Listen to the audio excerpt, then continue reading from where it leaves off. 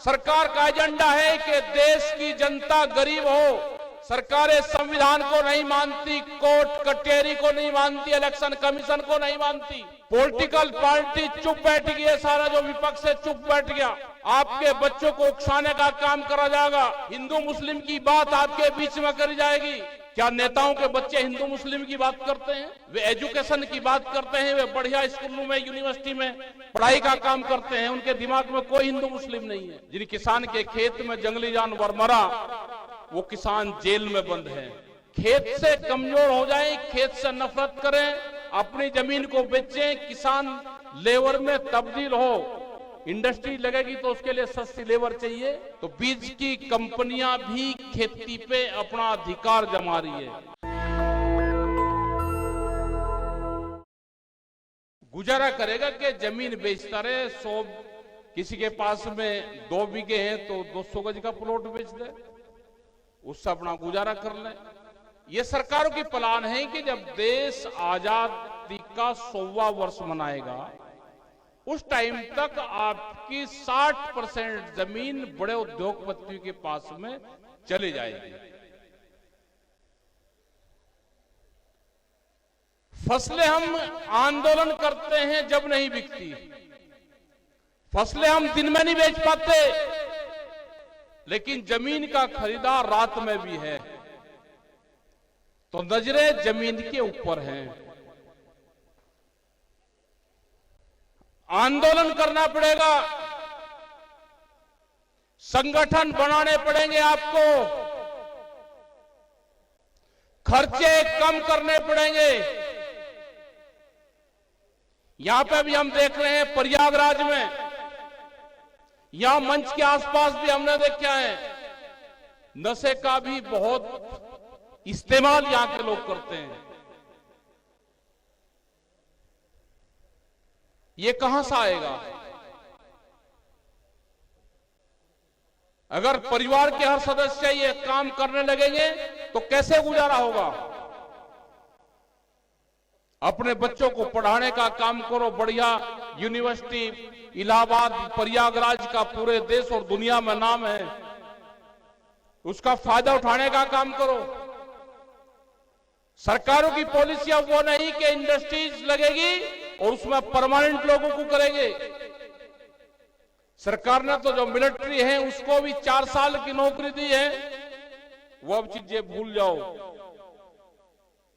पहले सरकारों की पॉलिसी होती थी कि वे देश को उठाने का काम करते थे, कि देश तरक्की करेगा, मेरे गांव के लोग तरक्की करेंगे। अब सरकार का पूरा एजेंडा है, ये ध्यान से सुन लेना, सरकार का एजेंडा है कि देश की जनता गरीब हो। देश जैसे बिहार में हुआ, बिहार पहला स्टेट लेबर स्टेट बना, वहां की मंडियां बंद करी सारी, वहां का किसान पूरा बर्बादी के कगार पे है, वहां के लोग नौकरी करते हैं, मजदूरी करते हैं पूरे देश भर में। यही हाल 20 साल बाद में हमारा होने वाला है। वहां पे धान किसान बेचता है, यहां पे बेचता है 800 से और 1200 रुपए क्विंटल बेचता है, 8 रुपए और 12 रुपए किलो। कैसे तरक्की करेंगे? दिल्ली की सल्तनत, जो दिल्ली का राजा है, बैठा हुआ भाव बढ़ाता है कागजों के अंदर, लेकिन किसान तक उसका फायदा नहीं जाता। हमने कहा कि एमएसपी गारंटी कानून देश में चाहिए, लेकिन देश की हुकूमत ना आंदोलन से डर रही, ना देश के किसान शहीद हुए उनसे डर रही। 13 महीने एक देश की राजधानी को इस देश के किसानों ने घेर कर रखा, क्योंकि सरकारें बेईमान हैं। सरकारें सत्ता नहीं छोड़ना चाहती, सरकारें संविधान को नहीं मानती, कोर्ट कचहरी को नहीं मानती, इलेक्शन कमीशन को नहीं मानती। जो हाल आपने इलेक्शन में देखा होगा, यही हाल दूसरी जहां अदालतें हैं वहां पे भी होता होगा। उनके खिलाफ कोई नहीं बोलता तो होता जरूर होगा कुछ न कुछ। क्या इलेक्शन इस तरह से होने चाहिए? क्या देश की सरकार बेईमान नहीं है? क्या प्रदेश की सरकार इलेक्शन कमीशन को मानती है? क्या देश के कानून को माननी है? डरा के लाठी की ताकत पे हाजी कुहाने का काम करा जा रहा। पॉलिटिकल पार्टी चुप बैठ गई है, सारा जो विपक्ष है चुप बैठ गया। कोई जेल में जाने को तैयार नहीं है, कोई आंदोलन करने को तैयार नहीं है। ये सोचते हैं कि लोग दुखी होंगे और दुखी हमको वोट दे देंगे।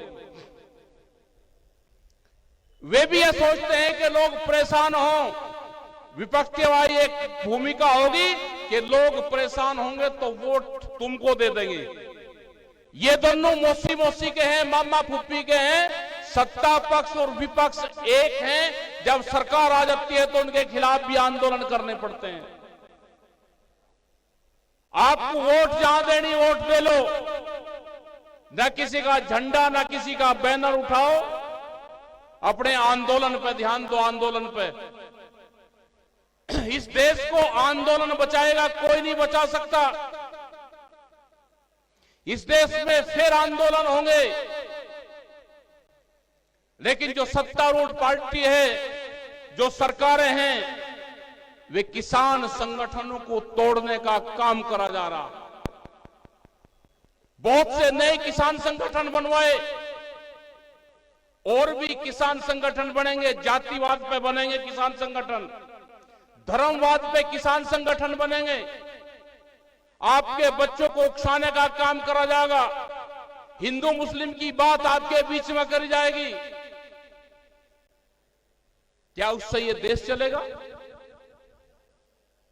क्या नेताओं के बच्चे हिंदू मुस्लिम की बात करते हैं? वे एजुकेशन की बात करते हैं, वे बढ़िया स्कूलों में यूनिवर्सिटी में पढ़ाई का काम करते हैं। उनके दिमाग में कोई हिंदू मुस्लिम नहीं है। लेकिन हमारे जो होनहार बच्चे थे, जिन बच्चों की पढ़ने की उम्र थी, उनके दूसरे धंधों को लगा दिए। आप अपने संगठन पर ध्यान दो। जो किसान मजदूर हैं, जो लेबर हैं, जो दुकानदार हैं, जो छोटा दुकानदार है, बर्बाद वो भी होगा। साप्ताहिक बाजार हैं, आने वाले टाइम पे ये साप्ताहिक बाजार भी बंद होंगे। मॉल में जाएंगे और वहां से जो 2 रुपए की, 5 रुपए की, 10 रुपए की चीज थी, वह 100 और 200 रुपए की वहां पे मिलेगी।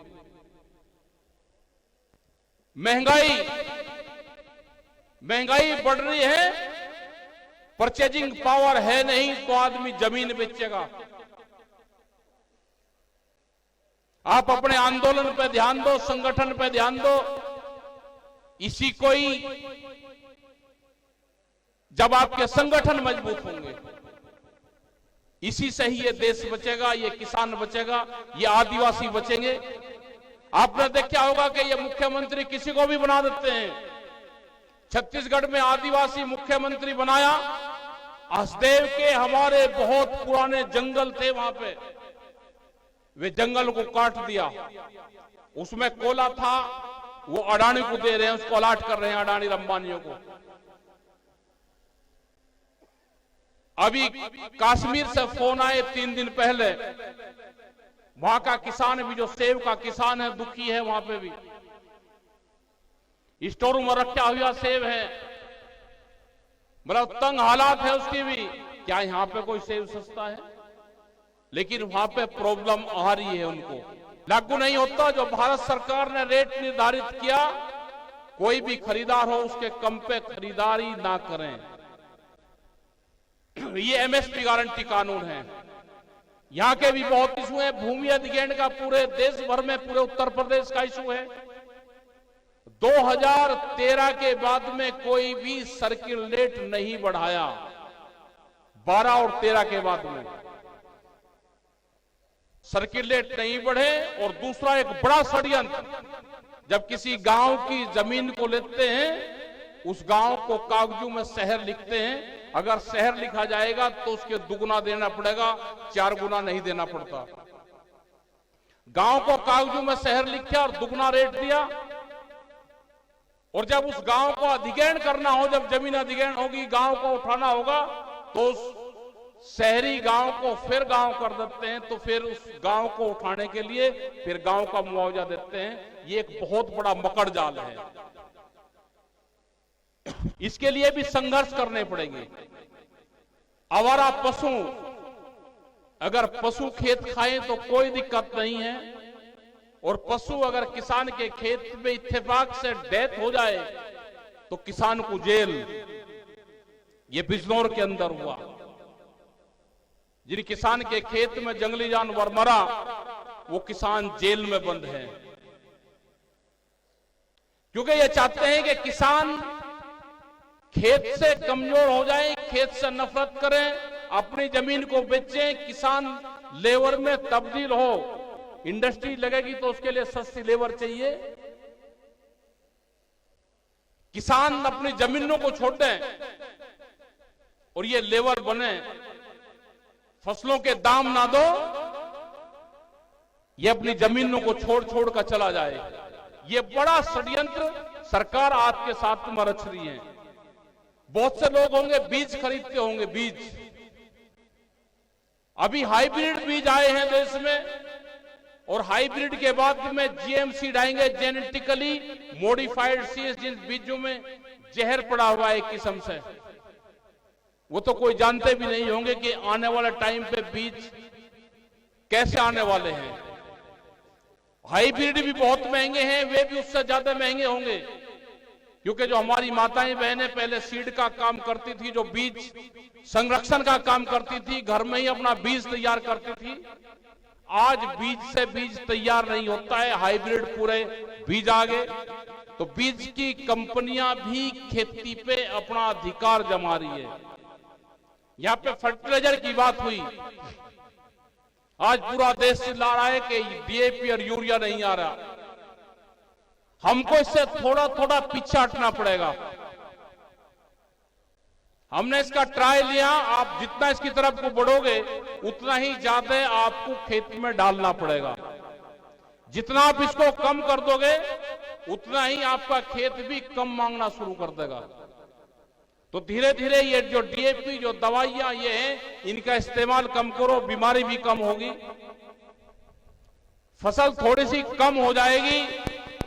लागत लगा के फसल बढ़ाओगे, कीमतें मिलेगी नहीं, तो थोड़ा सा इसको ढीला हाथ रखो इसके ऊपर भी। दवाई बेचता, दवाइयों का इस्तेमाल कर रहे, बीमार हो रहे, डॉक्टरों के पैसे जाएंगे। यह आंदोलन तो पूरे देश भर में चलेगा। अभी हमने पहले एजेंडे में ये पंचायतें करने का निर्णय लिया कि हर जिले में एक पंचायत पहले बड़ी करेंगे और वहां के लोगों को संगठित करेंगे, जो वहां के आंदोलन करने के जो मुद्दे होंगे, जैसे अरुण ने अभी बताया कि 10 तारीख में यहाँ पे प्रोग्राम आपके हैं, आप जो यहाँ के मुद्दे हैं, आसपास के जिलों के इशू हैं, उन इशू को उठवा के अधिकारियों को वे मुद्दे सारे देने का काम करो।